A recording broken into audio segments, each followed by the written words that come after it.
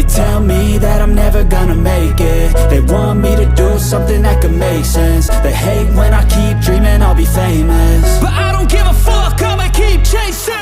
I got all this potential that's deep inside of me, but they hate when you're successful cause they try to be. They sit there being judgmental because you're trying things, and they just want you to settle and do the right thing. So get a good job, don't slack off. Wake up every morning, make a good impression on your boss. Don't do anything that I wouldn't do, and when you're making money, make sure you don't spend it too soon.